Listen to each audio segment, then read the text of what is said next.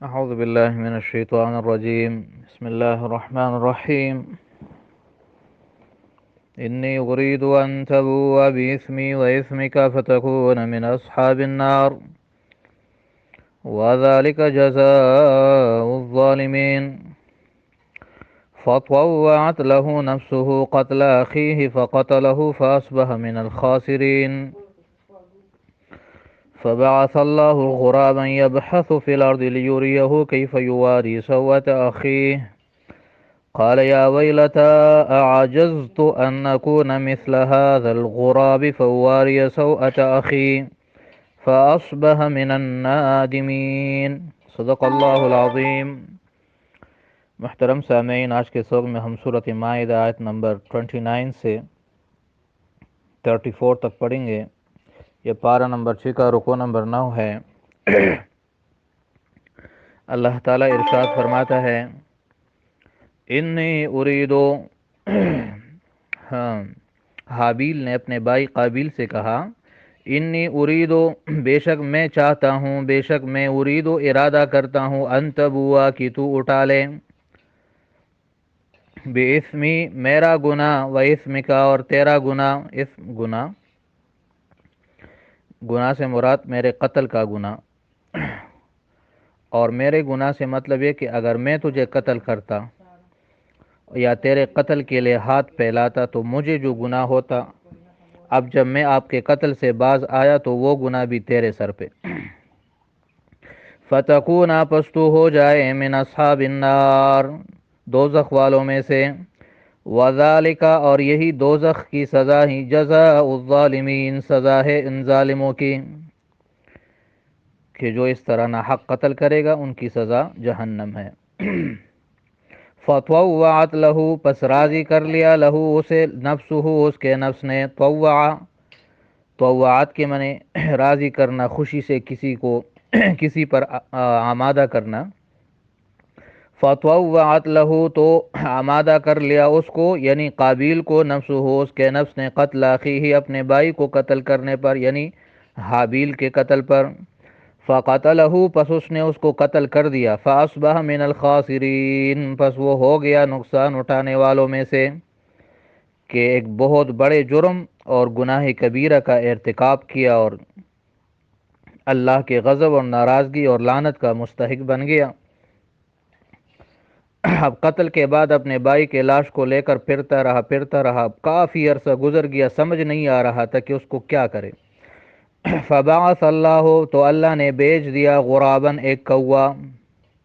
غراب کوے کو کہتے ہیں. یبحثو، کہ وہ کود رہا تھا، فی الارض زمین کو، کرید رہا تھا، فی الارض زمین کو اپنی چونچ سے.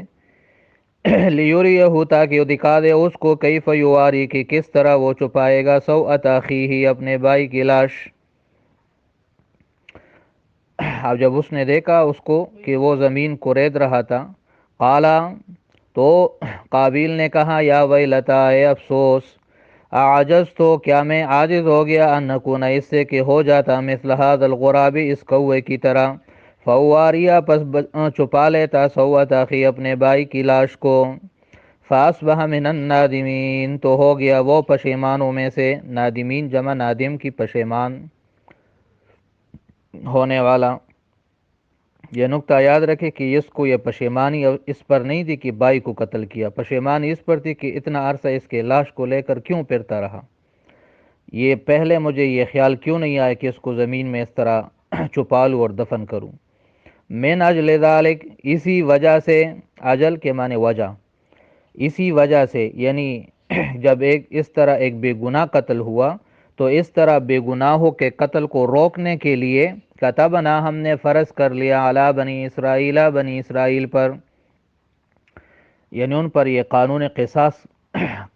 فرض کر دیا. انہ من قتل نفسا، کہ جو بھی قتل کرے گا کسی شخص کو، بغیر نفس، بغیر کسی نفس کے بدلے،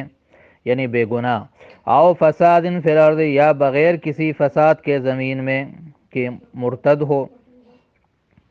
یا ڈاکہ ڈالنے والا ہو، یا باغی ہو، یا شادی شدہ زناکار ہو، تو اس کے بغیر اگر کوئی کسی کو قتل کرے گا آسان لفظوں میں یوں سمجھو کہ اگر کوئی کسی کو بے گناہ اور ناحق قتل کرتا ہے، فَكَأَنَّمَا تو گویا کہ قتل الناس جمیعا، اس نے قتل کیا الناس جمیعا، سارے انسانوں کو، کہ جو ایک انسان کو قتل کر سکتا ہے وہ سارے انسانوں کو بھی قتل کر سکتا ہے اگر اس کا بس چلے۔ وَمَنْ أَحْيَاهَا، اور جس نے ایک انسان کو بچا لیا، اس کو زندہ کیا، فَكَأَنَّمَا أَحْيَا النَّاسَ جَمِيعًا، گویا اس نے زندہ کیا سب لوگوں کو۔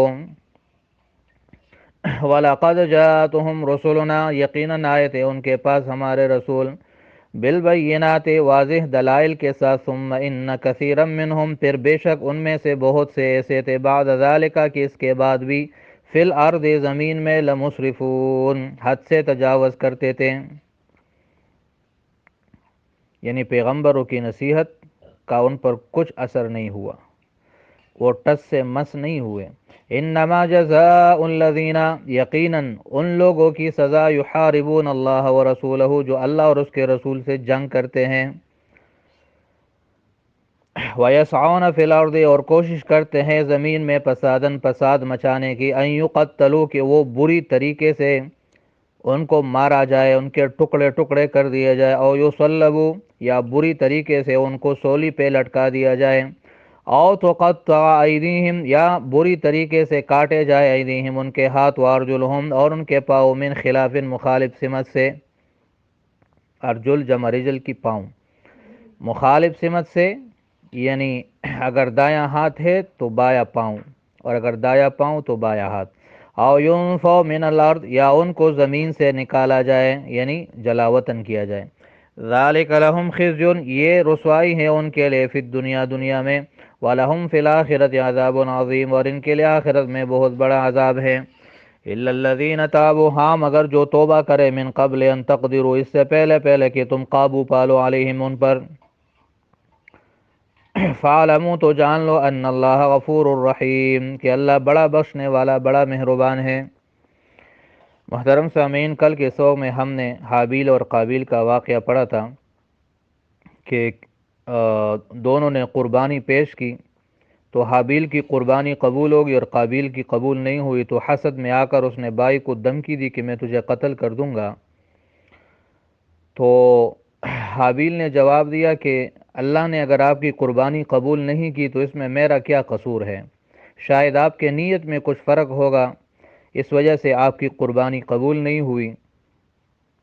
اور پھر ان کو قتل سے باز آنے کے لیے مزید یہ فرمایا کہ اگر تو میری طرف ہاتھ بڑھائے گا تو میں تیری طرف ہاتھ نہیں بڑھاؤں گا، کیونکہ میں اللہ سے ڈرتا ہوں۔ تو یہاں آج کے سبق میں حابیل کے اسی اقوال کے ساتھ ایک اور قول بھی ہے کہ میں چاہتا ہوں کہ تو میرے اور اپنے گناہ کا بوجھ اٹھا لے اور تو جہنم والوں میں سے ہو جائے۔ تو حابیل نے تین باتیں کی ہیں، ایک یہ کہ میں اللہ سے ڈرتا ہوں، دوسرا یہ کہ میں گناہ اور ظلم کے ارتکاب سے بچنا چاہتا ہوں، اور تیسرا یہ کہ میں دوزخ سے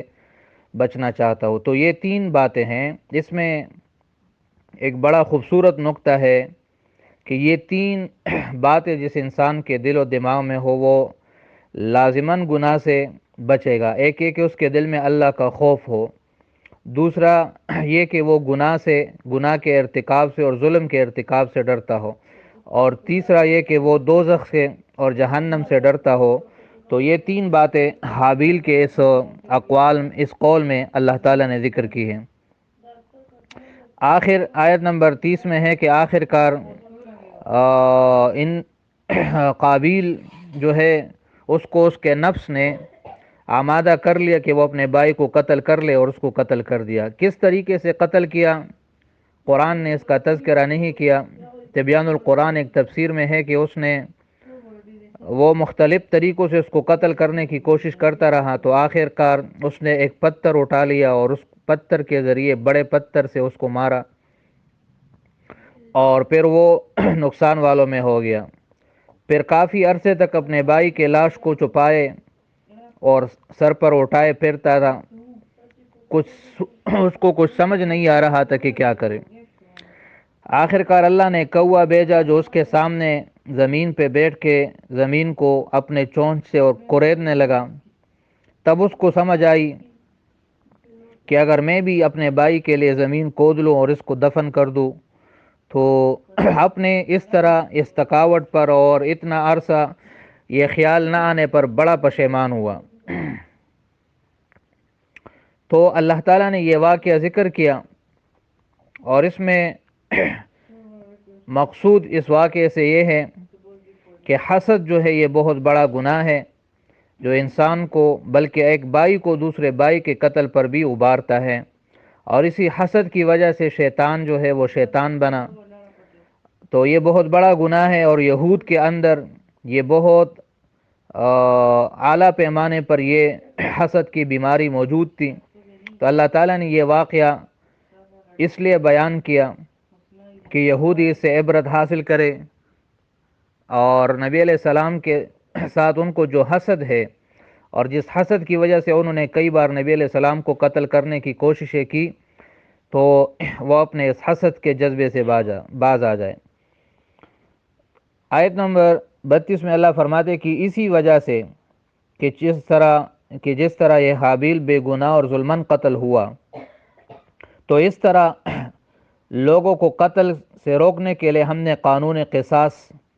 وہ مقرر کیا کہ اگر کوئی دوسرے کو بے گناہ قتل کرے تو قصاصاً اس قاتل کو بھی قتل کیا جائے، تاکہ لوگوں کی زندگیاں محفوظ ہو جائیں۔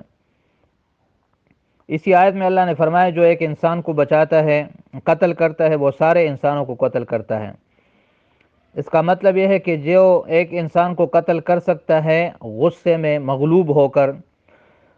اس سے یہ بھی ممکن ہے کہ اگر کبھی وہ غصے سے مغلوب ہو جائے اور اس کے پاس ایسی طاقت آ جائے کہ وہ ساری دنیا کے انسانوں کو قتل کر سکے تو قتل کر سکتا ہے، جس کی ایک مثال آج کے دور میں ہم یوں لیں کہ جاپان کے 2 شہروں پر، ہیروشیما ناگاساکی پر 2 ایٹم بم نے سیکنڈوں میں لاکھوں کروڑوں انسانوں کو قتل کر دیا، یہ سب ایک شخص کے غصے کی وجہ سے۔ تو اگر کسی ملک کا سربراہ یا حاکم غصہ ہو جائے اور وہ کسی دوسرے انسانوں پر ایک ایٹم بم گرا دے تو سیکنڈوں میں وہ لاکھوں انسانوں کو قتل کر سکتا ہے۔ تو اس وجہ سے اللہ نے فرمایا کہ جو ایک شخص کو قتل کر سکتا ہے وہ سارے انسانوں کو، وہ ایسا ہے گویا اس نے سارے انسانوں کو قتل کیا۔ اس وجہ سے فقہائے کرام نے یہ بات لکھی ہے کہ اگر ایک انسان کے قتل میں سارے دنیا کے انسان شامل ہو جائے تو سارے دنیا کے انسانوں سے قصاص لیا جائے گا، اور جس نے ایک شخص کو بچا لیا، مثلا کوئی ڈوب رہا تھا اس نے بچا لیا، یا آگ میں کوئی تھا اس نے بچا لیا، یا سانپ سے بچا لیا، یا درندے سے بچا لیا، جس طریقے سے بھی کسی کی جان بچائی تو گویا اس نے سارے انسانوں کی جان بچائی۔ آیت نمبر 33 میں ہے کہ جو لوگ اللہ اور رسول سے جنگ کرتے ہیں اور زمین میں فساد پھیلاتے ہیں، اس سے مراد یا یہودی ہے، یا اس سے مراد وہ مسلمان ہے جو جن کو ڈاکو کہتے ہیں، جو مسلح گروپ کی شکل میں لوگوں کو مارتے ہیں یا ان کو لوٹتے ہیں، تو ان کی یہ سزا ہے۔ اور اس آیت کے شان نزول میں بخاری شریف میں ایک واقعہ ہے کہ کچھ لوگ آئے مدینہ منورہ میں اور انہوں نے اسلام ظاہر کیا۔ نبی علیہ السلام نے، چونکہ ان کو مدینہ کی اب ہوا راس نہیں آئی، تو نبی علیہ السلام نے ان کو کہا کہ تم فلاں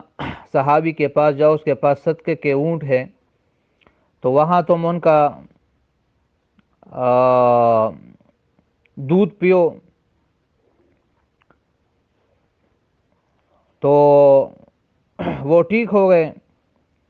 اس کو پی کر۔ بعد میں انہوں نے اس چرواہے کو، صحابی کو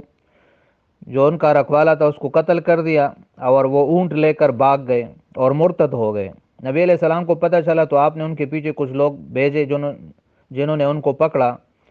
تو نبی علیہ السلام نے گرم سلائیاں ان کے آنکھوں میں پھیر دی اور ان کے ہاتھ پاؤں کاٹ ڈالے اور ان کو صحرا میں پھینک دیا، یہاں تک کہ وہ سارے ختم ہو گئے۔ تو اس طرح کے وہ مسلح جتے اور مسلح گروپ جو مسلمانوں کے اندر رہ کر مسلمانوں کو لوٹتے ہیں یا اسلامی اور شرعی حکومت کے خلاف بغاوت کرتے ہیں، تو یہ ان کی سزا ہے۔ اس میں 4 سزائیں ذکر کی گئی ہے کہ ان کے ٹکڑے ٹکڑے کر دیا جائے، ان کو سولی پہ لٹکا دیا جائے، ان کے ہاتھ پاؤں مخالف سمت میں کاٹے جائے یا ان کو جلاوطن کر دیا جائے۔ بعض فقہا نے یہ مختلف حالات کے اعتبار سے اس کو تطبیق دی ہے، اور بعض فقہا نے فرمایا کہ یہ حاکم وقت کی مرضی پر موقوف ہے کہ وہ جو سزا تجویز کرے ان کو دے دیں۔ اور آخر میں اللہ تعالیٰ نے فرمایا کہ ہاں جو توبہ کرے اس سے پہلے کہ تم ان پر قابو پالو تو اللہ تعالیٰ ان کو بخشنے والا اور بڑا مہربان ہے۔ تو یہ آج کے سبق کا خلاصہ ہے، امید ہے آپ کو سبق سمجھ آ گیا ہوگا، باقی انشاءاللہ کل پڑھیں گے۔ صدق اللہ العظیم و صدق رسولہ النبی الکریم۔ السلام علیکم ورحمۃ اللہ وبرکاتہ۔